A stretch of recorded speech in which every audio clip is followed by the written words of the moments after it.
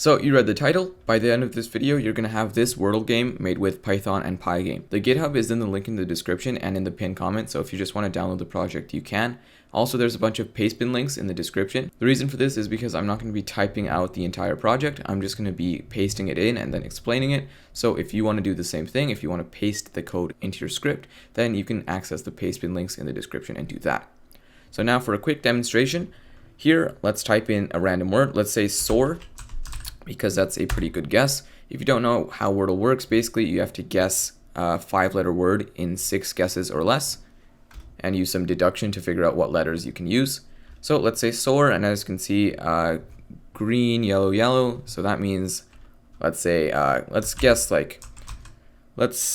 coded, and as you can see, we have CODE, and we had an R, but that's not here, so that means the word must be coder. Alright, so yeah, the word was coder. I obviously knew this the whole time, but as you can see here, the code completely works. It changes the color of the letters depending on where they are in the word, or if they're in the word at all. And once you get the correct word, it tells you the word was coder. Press enter to play again, and you can play again with a new random word. So without further ado, let's get into the video. Alright, so let's just quickly go through the scope of the project.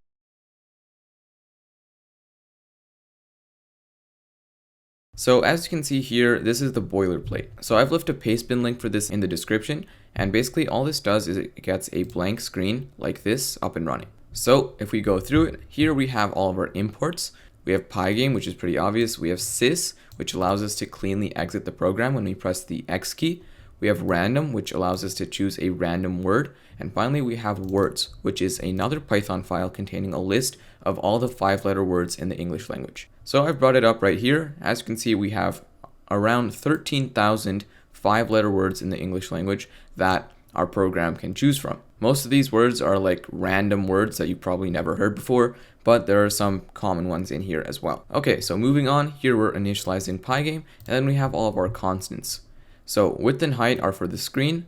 We have the actual screen, which is a surface in PyGame. A surface is like a blank canvas that you can put other stuff on top of. We have our background image, which is just this image of the starting tiles. We have a rect for that, which allows us to put it on the center of the screen. We have our icon, which is in the top left, as you can see, and it's just some Wordle icon I found online. We have our caption of Wordle, and we have our colors. So here we have green, yellow, and gray for each of the letters. We have the outline for the empty letter, and we have the filled outline for a letter in which you have typed. So if you typed in a letter, then the background color of that box would change to this color. We also have the correct word, which I put as coder. We have the alphabet, which we are going to use for our indicators, which are these things. I call them indicators because they basically indicate to you which letters are yellow, green, and gray. We have our 2 fonts for our 2 sets of letters. We're filling the screen with white, and we're putting the background on the screen. We're updating the display. Here we have our letter X and letter Y spacing, which basically is the space between the letters on the X and Y. And we have the letter size, which is how big each of the letters are. We have guesses count, which is how many guesses we have done. The maximum for this is 6. We have our guesses list, which is a 2D list containing multiple lists, and each of the lists is 1 guess, and each of the lists contain letter objects. I'll explain more about the letter objects later. Here we have the current guess list and the current guess string, which stores our current guess, whether it's 1, 2, 3, 4, or 5 letters. We have the current letter background X, which basically controls where the next letter is going to be drawn on the X-axis. We have the indicators list, which are these things, and we have the game result, which can either be W for win, L for loss, or it can remain empty if we're continuing the game. Here we have the letter class, which allows us to create a letter object. How this script works is that there's 2 classes, the letter class and the indicator class, and we make instances of these classes and put them on the screen and control their properties and everything like that. In the letter class, we have 3 functions: init, draw, and delete, and I'll get more on that later. Here we have the indicator class, which has init and draw, and here we have some functions that control the game. Here is check guess. This is a big function that goes through each of the letters in our guess and checks whether they should be green, yellow, or gray. We have play again, which basically puts this play again text on the screen. We have reset, which resets all global variables. We have create new letter, which allows us to type into the screen and then it puts the new letter on the end of our current guess. And we have delete letter, which does the opposite. It deletes the last letter from our guess. Lastly, we have our main game loop, which says while true. Right now, all we're doing is we're cycling through every event and we're checking if we've pressed the X button on the screen. If we have, then we're quitting PyGame and we're exiting sys. And that's the end of the boilerplate code. Now let's get started by creating the letter class.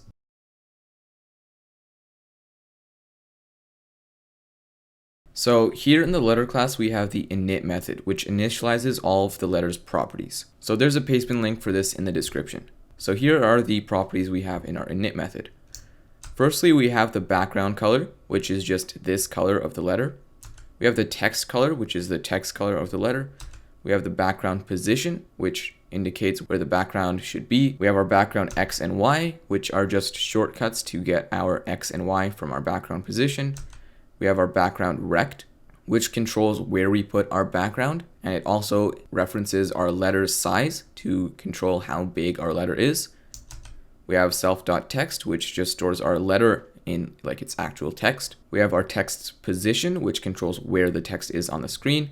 As you can see, it has an offset of 36 and 34 on the X and Y axes. We have our text surface, which just renders our text and puts it in a PyGame surface. We have our rect for that, which allows us to put the text surface on the screen. And that is going to be the end of the init method. Next, we have the draw method, which just puts the letter and text on the screen at the desired positions. Okay, so in the draw screen, the first thing we're going to do is we're going to draw a rect on the screen. So we're going to draw this rect on the screen. The color is going to be the background color, and the rect, so basically where the rect is and its size, is going to be self.bg rect. Next, we're going to have an if condition, which checks if self.bg color is equal to white, and if it is, then we're going to draw another rect with the filled outline. So the reason this exists is because if self.bg color is equal to green, or it's equal to gray, or it's equal to yellow, then we're not going to draw an outline on the square. As you can see here, with a blank square, there is an outline, but with a square that is either green or gray or yellow, there is no outline. So with pygame.draw.rect at the screen with a filled outline, with the self.bg rect and a width of 3, we are drawing an outline basically of our square. The last parameter, which is the width of 3, controls how thick the outline is. If you don't pass in the parameter, then your rect is not going to have an outline. The next thing we're doing is we're creating our text surface again. The reason we're doing this twice is because if we change the color of the text, then we need to render it again. And we're putting the text surface on the screen at the position of the text rect. Finally, we're going to update the display, and that's going to be the end of the draw function. Once again, there's a pastebin link for this in the description. Alright, and now we're done with our letter class. Next, what we're going to do is we're going to go in our event loop and we're going to check for our key input.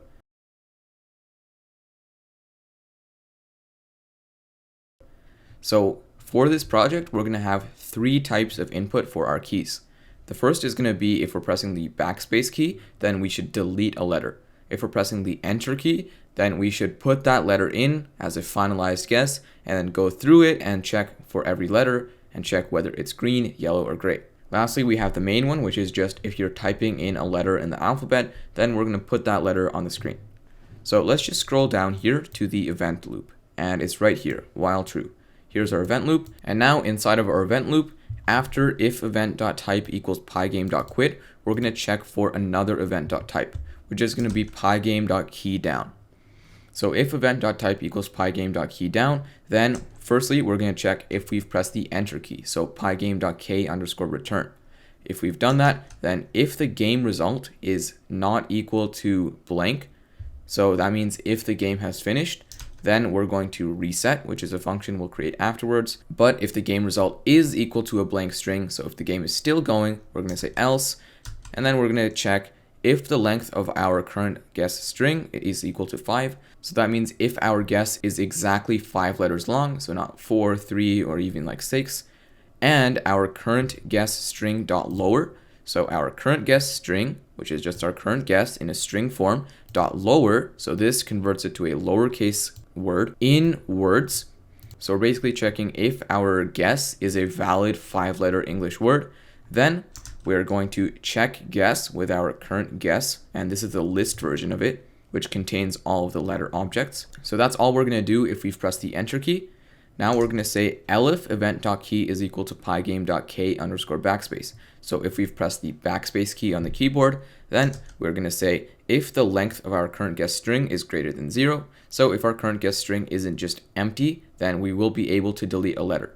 So we're going to say delete letter. Lastly, we're going to check for everything else. So if we've pressed a letter, then we're going to say else. We're going to create a variable called key pressed, which is going to be equal to event.unicode, and we're going to be converting that to an uppercase letter with .upper. We're going to check if key pressed is in the alphabet, so in all of these letters, and the key pressed is not equal to a blank string. The reason we have this extra case, which checks if key press is not empty, is because I was playing around with this before and I found that if I typed in a special character, like a backslash or a parentheses or anything like that, it still passed the test of being in this string, which shouldn't have happened, right? So I added another case to test and key pressed is not equal to blank. So if both of those conditions are passed, then that means the key that is pressed is a valid letter in our alphabet. So we're going to check if the length of that is less than 5, then we will be able to add another letter to the end of it. But if our string is already 5 letters long, then that means we've hit the maximum length of our guess and we can't add any more strings to the end of it. So if it is less than 5, then we're going to create a new letter. Okay, so now that's the end of checking for key presses. And now if we go ahead and run our code, and if we try to type in, nothing is going to happen. And the reason for this is because the create new letter function is empty. We have not put anything in it. If we scroll up here, as you can see, all we're saying is pass. So let's create the create new letter function now.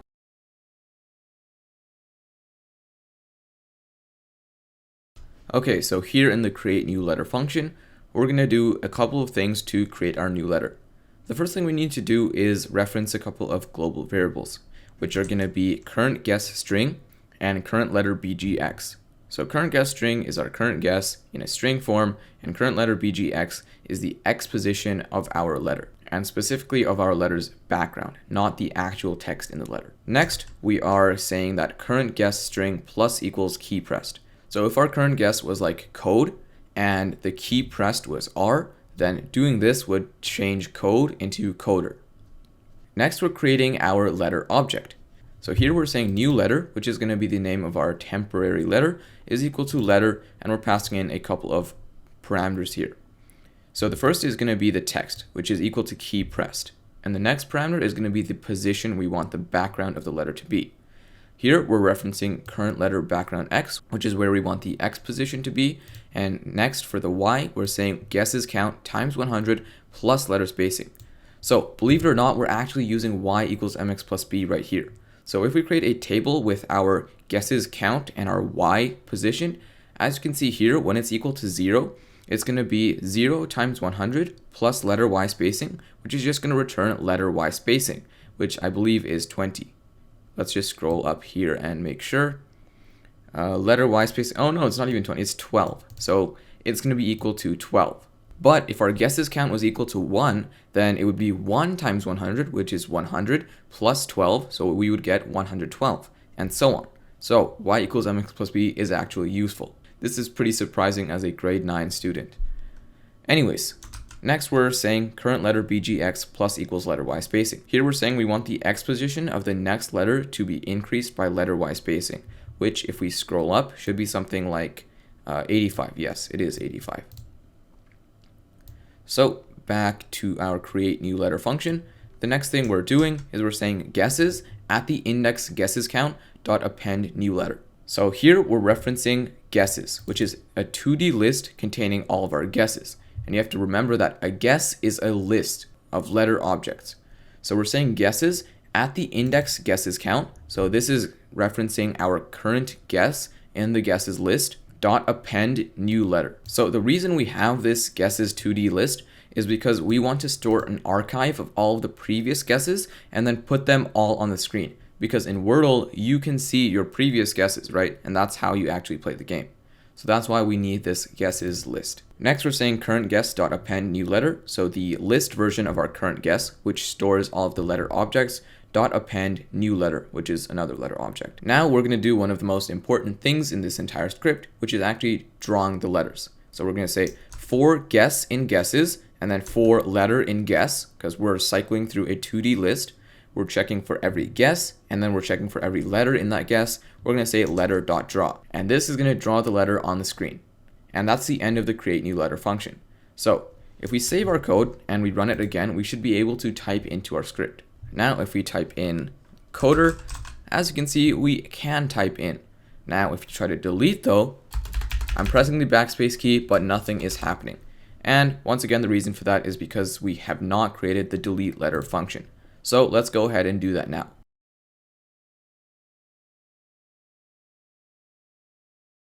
Okay, so here we have our delete letter function. And the first thing we're going to do in it is we're going to reference some global variables again, which are going to be current guess string again and current letter bgx. Next, we're going to say guesses at the index guesses count. So our current guess in the list of guesses at the index -1.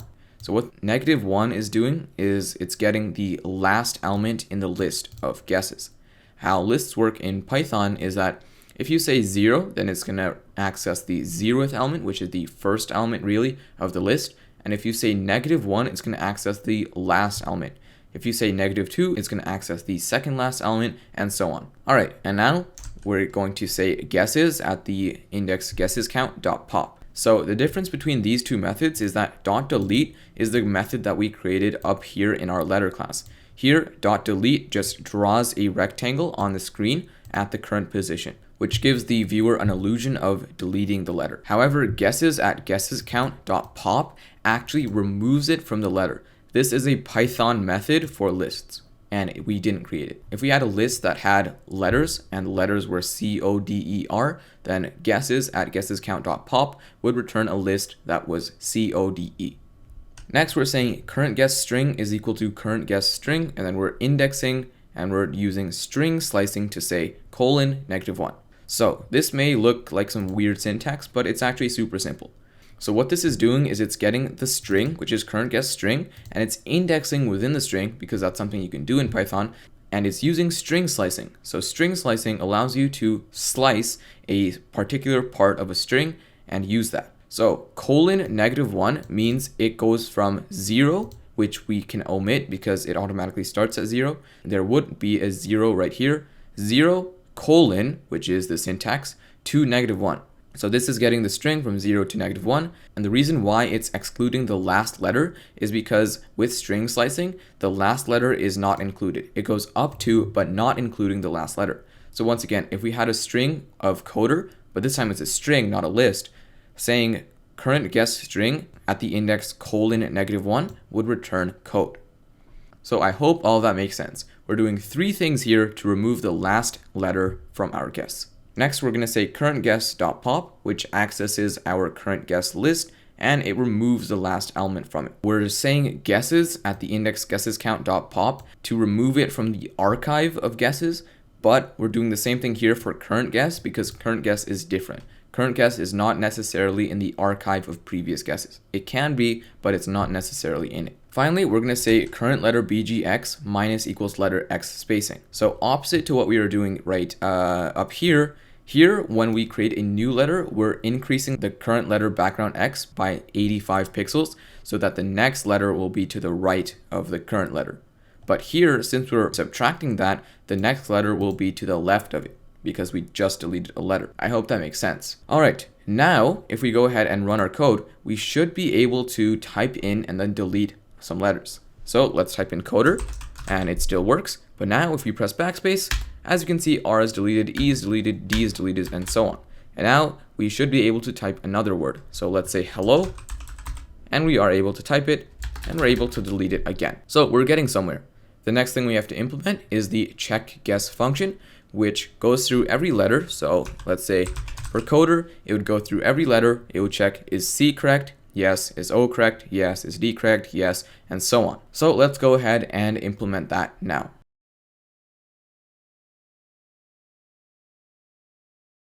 So here we have the check guess function, which takes in a parameter, which is guess to check. First thing we're going to do here is once again reference a bunch of global variables, which are going to be the current guess, the string version of that, the guesses count, the current letter BGX, and the result of the game. Next, we're going to say game decided equals false. Game decided is going to be a temporary local variable that we're going to create, and it's going to allow us to basically check whether the game has ended in a win, a loss, or if it's still continuing, using some logic that I'll explain later on. So we're going to be cycling through the word, and since the word is 5 letters long, we're saying for I in range 5. Next, we're saying lowercase letter is equal to guess to check at the index I dot text dot lower. So we're referencing the guess to check, which is a list of letters. So the current guess to check, so the current letter object, dot text, so the text value of that, dot lower, so the lowercase value of the text. After that, we're going to say if the lowercase letter is in the correct word at all, so if it's in the correct position or not. Here we're saying if the lowercase letter is equal to the correct word at the index I. So if the lowercase letter is in the word at the correct position. So if we do that, then it should be green.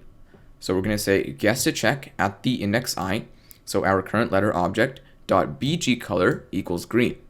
Bg color is a property that we created in the init method. Here we're going through every indicator in our indicators list, which is actually something we haven't created, so I'll comment this out later, and we're drawing each of those indicators. But after that, we're saying guess to check at the index I dot text color is white. So if the letter is green, then the text color should be white because keeping it black looks ugly. Next, we're checking if not game decided, then game result equals W. So what this is doing is it's cycling through each letter.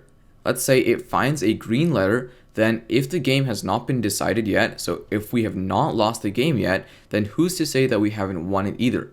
That's basically the logic this is using to say that the game result equals W. So let's say our guess was codes and the correct word was coder.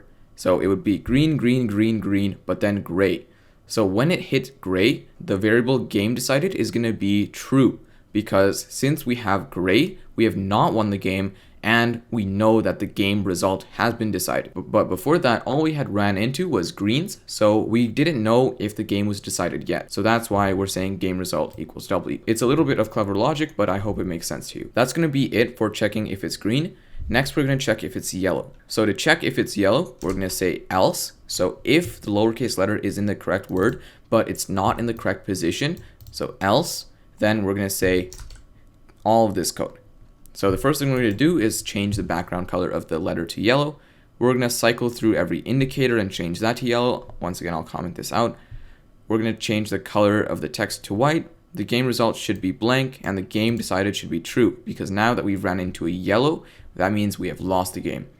And the game result should be blank because we still might have more guesses, but we know for sure that we have not won. Finally, we're going to check if it should be gray. So else, right here. So if the lowercase letter is not in the correct word at all, then else, then we should say the background color is going to be gray.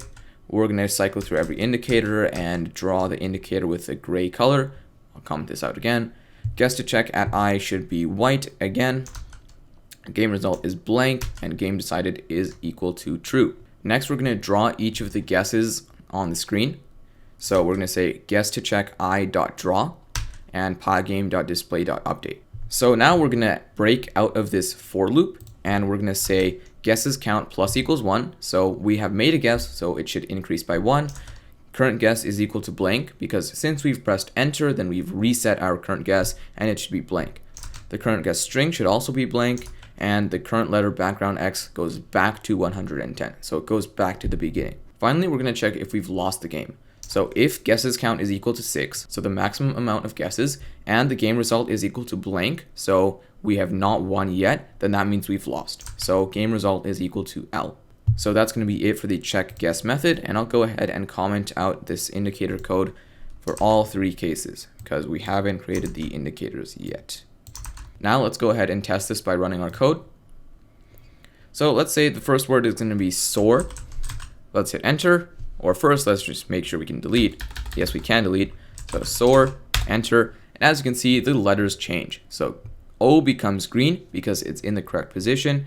R and E become yellow because they're in the wrong positions, and S and A become gray because they're not in the word at all. So next, if we guess codes, C, O, D, E are all going to be green, and S is going to be gray. Now, if we guess the correct word, all of them should be green. Coder, yes, all of them are green, so our logic works. So our game is almost done. Now we're going to implement the play again function, which just puts the play again text on the screen. And we're also going to create the reset function at the same time.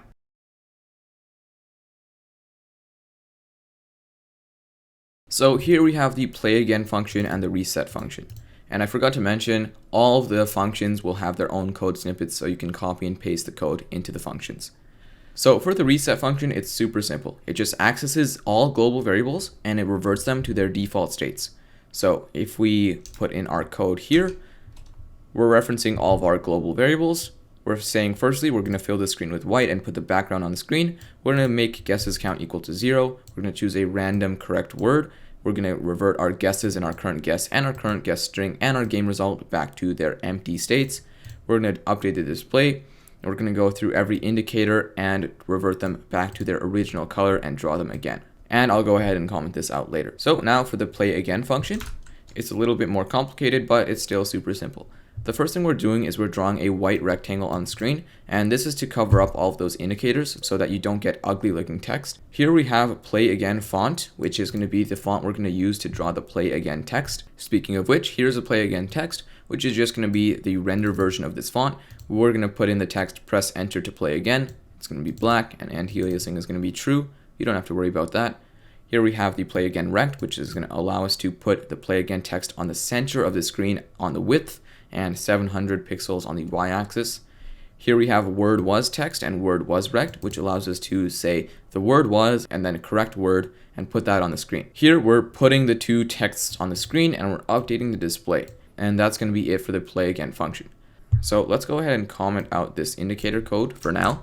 So now that that's the end of the play again and reset functions, what we're going to do here is we're going to go to our main game loop and we're going to check if the game result is not equal to a blank string. So if it's either a loss or a win, then we're going to say play again. So we're going to put the play again text on the screen. Let's run our code.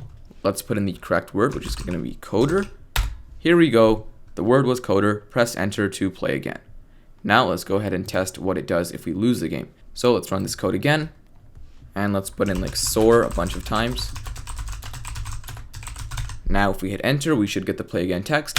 And yes, we do get the play again text. The word was coder plus press enter to play again. Okay, now we're super close to being done. All that we need to do is put the indicators on the screen. So let's go ahead and do that now.